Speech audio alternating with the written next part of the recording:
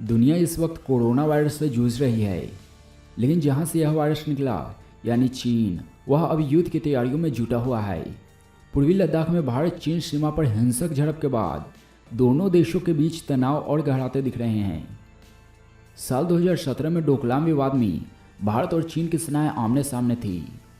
इस बार उस समय से ज़्यादा तनाव है। अब अगर युद्ध होता है तो चीन के लिए 1962 जीतना आसान नहीं होगा। भारत अब ड्रैगन को रोकने के लिए तैयार खड़ा है। भारत और चीन के बीच करीब 3500 किलोमीटर लंबी एलएसी है और कई दशकों से यह तनाव का विषय बनी हुई है।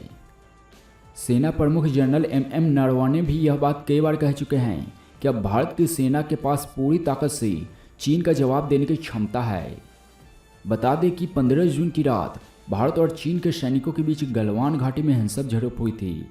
इस घटना में भारतीय सैनिक के एक कर्नल समेत 20 जवान शहीद हो गए, जबकि दावा किया जा रहा है कि भारत ने भी माकूल जवाब देते हुए चीन के 40 से ज़्यादा सैनिकों को मार गिराया।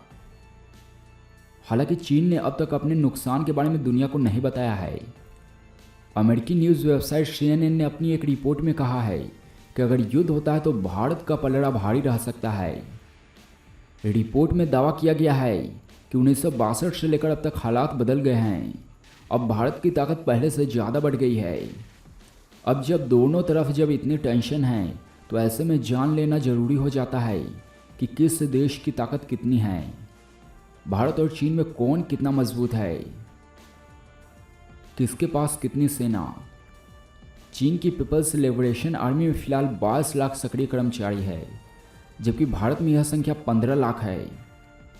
ग्लोबल फायर पावर रिपोर्ट के मुताबिक साल 2020 की रैंकिंग में भारत दुनिया का चौथा ऐसा देश है जिसके पास सबसे ताकतवर सेना है।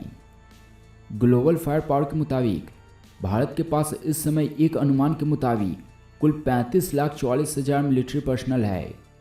इसमें से 14,44,000 सक्रिय और 21 लाख रिजर्व पर्सनल है। अगर चीन की बात करें, ग्लोबल फायर पावर की लिस्ट में यह तीसरे नंबर पर है। चीन के पास इस समय कुल 26,93,000 मिलिट्री पर्सनल है। इनमें से 21,83,000 सक्रिय और 5,10,000 रिजर्व पर्सनल है। दोनों देशों के पास परमाणु हथियार है।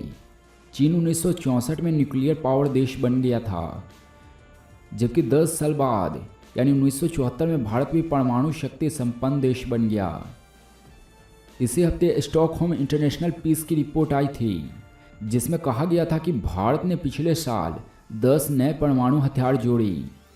चीन के पास जहां कुल 320 परमाणु हथियार है, वहीं भारत के पास 150 परमाणु हथियार है।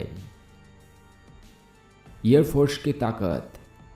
चीन के पास हवा में मार करने वाले 270 फाइटर जेट है, जबकि भारत के ज़मीन पर मार करने वाले 68 एयरक्राफ्ट है।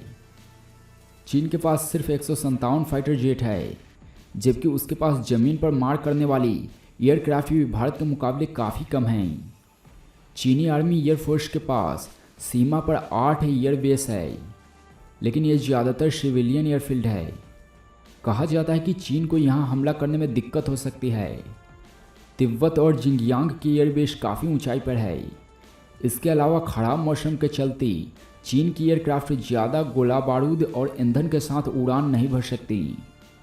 भारत के मिराज 2000 और SU-30 जेट किसी भी मौसम में उड़ान भर सकते हैं, जबकि चीन के J-10 में इतनी ताकत नहीं है। भारत के पास चीन से ज़्यादा टैंक।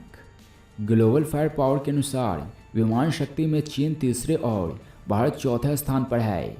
सबसे महत्वपूर्ण बात यह है कि चीन के पास भारत के मुकाबले में 2 गुना लड़ाकू और इंटरसेप्टर विमान हैं।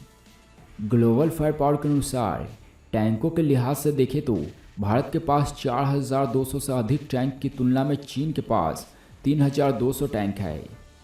हालिया आंकड़ों के अनुसार चीन के पास भारत से 10 गुना ज़्यादा रॉकेट प्रोजेक्टर है।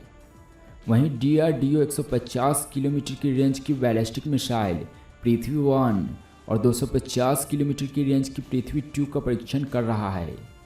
वहीं चीन के पास विभिन्न बैलिस्टिक मिसाइलें हैं, जिनमें छोटी दूरी की मिसाइलों से लेकर अंतर महाद्वीपीय बैलिस्टिक मिसाइलें तक शामिल है। तो दोस्तों, आपको क्या कहना है? अगर युद्ध होता है तो भारत और चीन में कौन सा देश विजयी होगा? आप अपना राय नीचे कमेंट बॉक्स में दे सकते हैं।